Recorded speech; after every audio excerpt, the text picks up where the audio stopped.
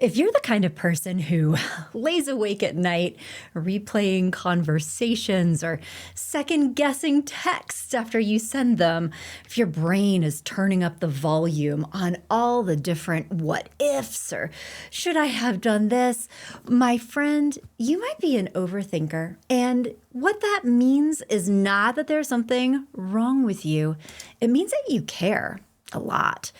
Thinking, being thoughtful is actually a sign of conscientiousness, which is a personality trait that is a beautiful thing. But like all qualities, there is light and dark in all things. And this does have a dark side, particularly if overthinking is creating stress, it's creating self-doubt, and it's making it feel difficult for you to trust yourself and just move forward confidently with your life, right? So today we're going to talk about how to harness this brain power so that it works for you, not against you. Okay, let's get into this. First of all, let's talk about overthinking as being part of a personality trait. And the short answer is that it can be. If you're somebody who is naturally thoughtful, conscientious, detail-oriented, you might also have a tendency to think a little bit too much before you take action. And so this type of overthinking can show up in people who really care about doing a good job, who strive for excellence, right? And who don't take any of their decisions lightly. They tend to be very responsible, and that is a beautiful thing. But while that type of conscientiousness can absolutely be an asset, it also means that your brain might be more likely to get stuck in this analysis paralysis where you can't stop thinking and just make a decision and move forward. And that can be a problem, right? And just so you know, overthinkers, they are not flaky people. They are not impulsive. They tend to be deep thinkers. But as I'm sure you recognize, I mean, all of our strengths, all of our best qualities can always backfire in certain situations or when they go unchecked. So yeah, being an overthinker can absolutely reflect beautiful elements of your personality, but that doesn't necessarily define your destiny, and you have the opportunity to shift so that you can use the best parts of this, but avoid having this turn into a problem for you. And so the next thing, though, that I do want to talk about before we flip into how to reduce overthinking and feel more confident and in control of your mind is this other part, which is an important variable, and that is, what is the difference between overthinking versus anxiety, as in a clinical diagnosis, generalized anxiety disorder, which can also look like and feel like an awful lot of rumination, overthinking, like kind of can't let an idea go, right?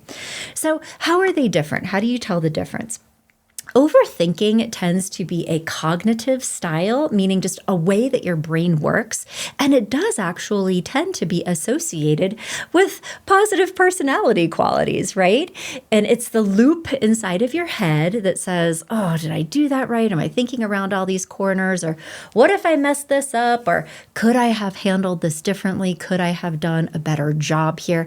And that can be part of a growth mindset mentality, right? Now, on the other side of this, though, anxiety.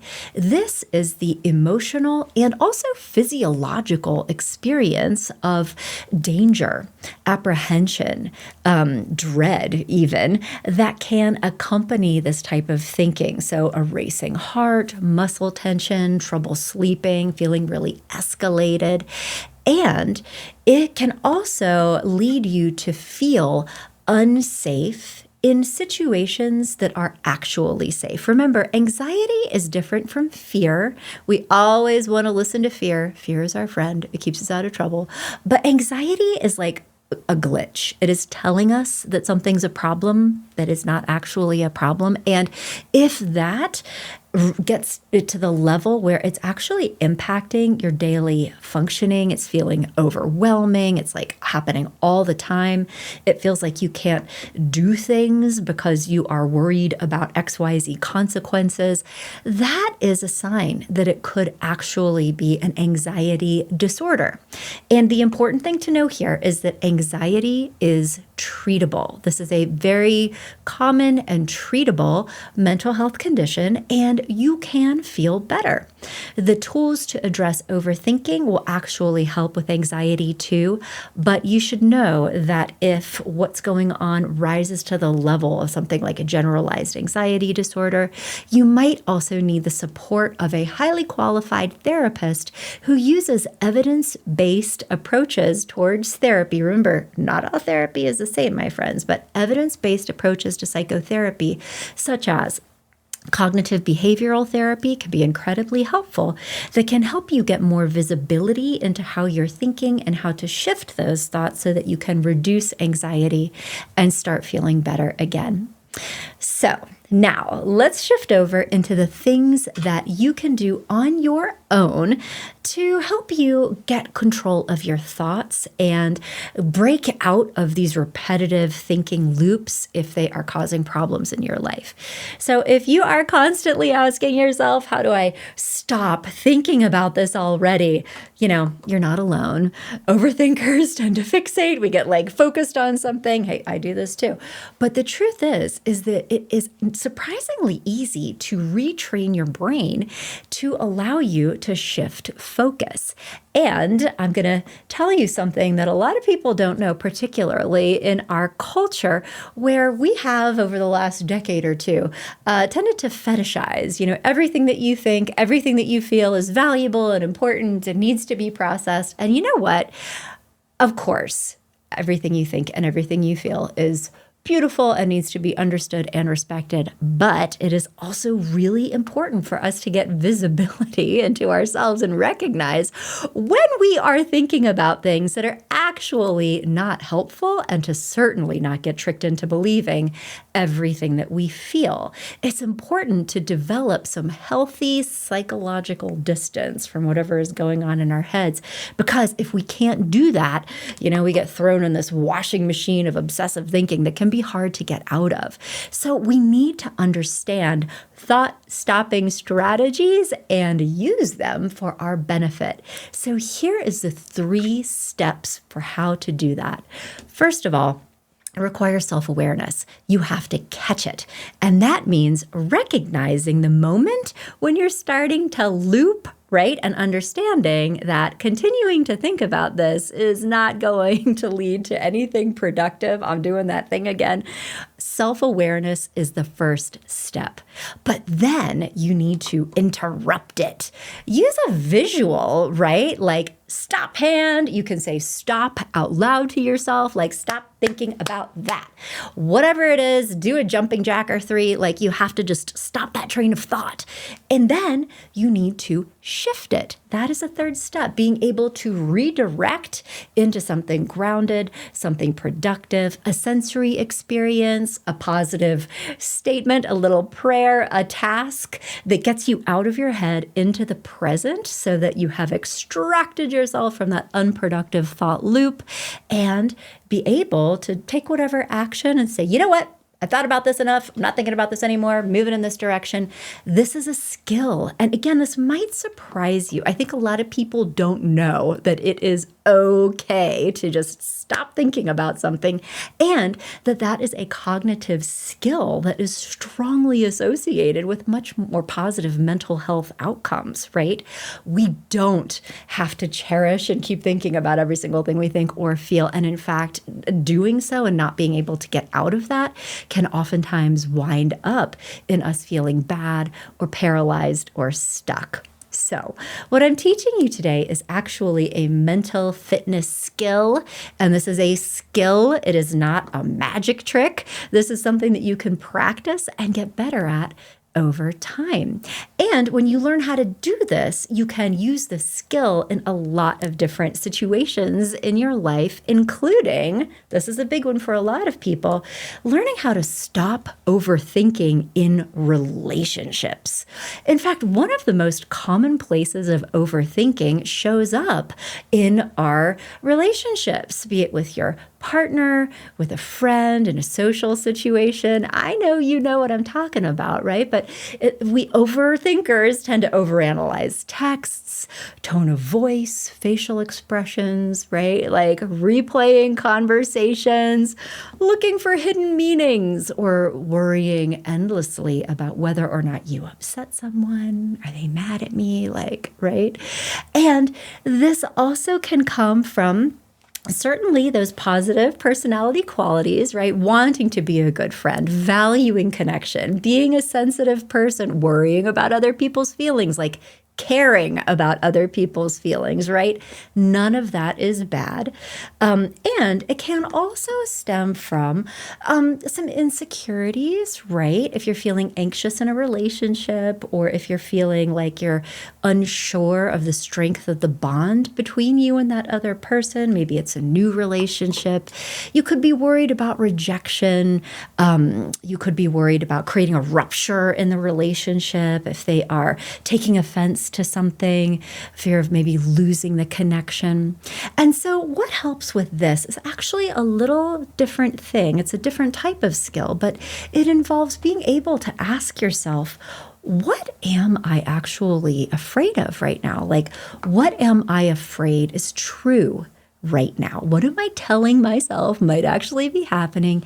And then reality check it, right? Like test it. Do I have any evidence of this being true? Could I ask that other person how they are feeling? Or, like just think about this in a more objective way. Or, in the event that maybe somebody was having a reaction or seemed a little off, what else could be true? Is there something that could potentially be going on in their lives that has nothing to do with me that they could be experiencing?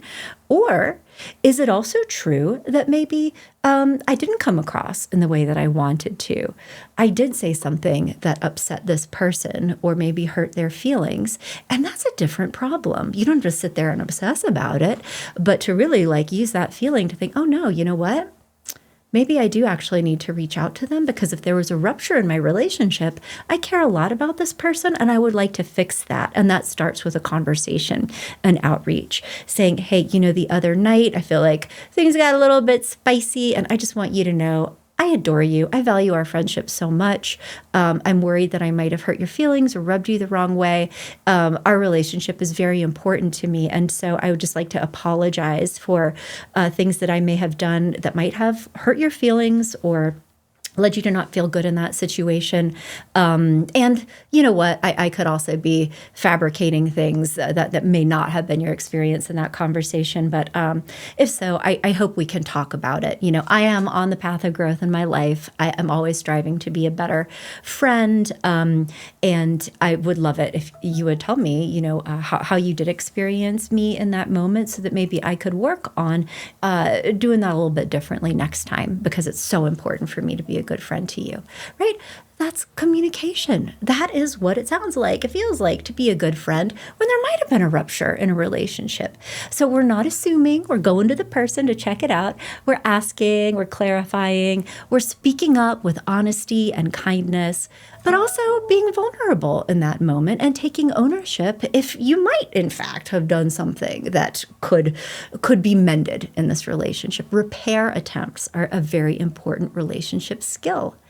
And so what we need to stay away from, though, is just this overthinking in relationships without a follow-up action. Either reality testing, and you're like, no, I'm fine. I don't need to think about that anymore. So therefore, I'm going to use my thought-stopping skills, right? Or going to the person and seeking to mend the relationship. But if we don't do either of those things, if we just kind of churn our little washing machine over and over again, that can lead to disconnection. Not because your fears are true, but because you don't trust the relationship enough to ask and you don't know how to manage your own thoughts. And that turns into this weird analysis paralysis that can make you show up in kind of strange ways in relationships. And so the key here is really to be able to build this trust with yourself and others. And everything that I'm talking about right now involves emotional intelligence skills. Emotional intelligence skills is a constellation of skills that all emotionally healthy, mature adults need to learn at some point, which includes the ability to recognize how we feel, be able to manage our thoughts, our feelings, and behaviors, but also being able to recognize what other people are thinking and feeling and understanding what we need to do in order to manage those relationships in healthy ways. Those 4 pieces are emotional intelligence in action. And emotional intelligence is not just about understanding our feelings, it's about having the tools to manage them. And overthinking is just one of these areas where an emotional intelligence skill building session can change your life for the better. And so, all this to say, you do not have to be at the mercy of your mind. You can learn how to lead it and get control over your thoughts, your feelings, and your behaviors.